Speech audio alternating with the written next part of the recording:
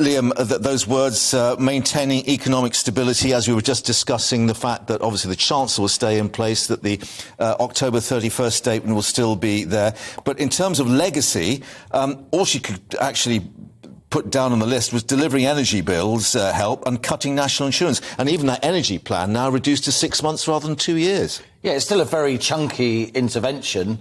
6 months open-ended government commitment to maintain a constant unit price of electricity in the midst of massive geopolitical upheaval. It's still a very, very big deal. And I will maintain, and a lot of people in the markets would stand this up if they ever come out of the shadows, that a lot of the reason for this market turbulence has been that energy support package and the potential price. As opposed to the reduction in the top rate of tax, which, of course, Westminster and the broadcasters alighted on. I must say, I thought she held, on a human level again, she held it together. It was dignified.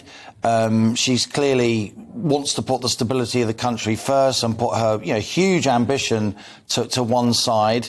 But really incredible scenes. We're now going to have had 5 Tory prime ministers in 5 years. Charlie, former government insider, former advisor to Michael Gove, that big beast. Do the 1922 committee, do they determine the rules? Can they, for want of a better phrase, make it up as they go along? Because if the country is to have a new Prime Minister in 7 days' time, then clearly we're not going to see what we saw during the summer of candidates going around the country addressing members, postal ballots, etc., etc. I think that's absolutely right. And I think what Olivia was saying was spot on, because these are totally unprecedented times. I'm sure that's the phrase that everybody's been using over the last... No, we'll allow it this time. Thank you. And in order to ensure that that contest comes to a conclusion within a week, I think the threshold will have to be 50, 60 MPs that you need to sort of have the backing of, even to cut the threshold into a first or second round. What do you make of this suggestion of a quad, as they've been talking about? That obviously it won't be a job share, but there'll have to be some sharing of responsibilities amongst the 4 or 5 front runners.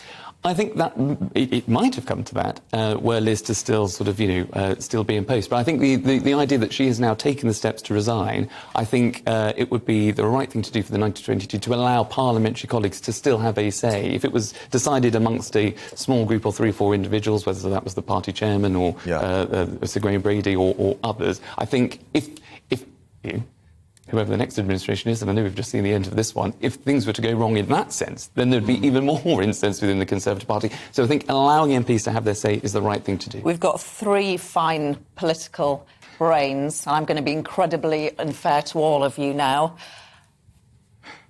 Who's your money on to be our next Prime Minister?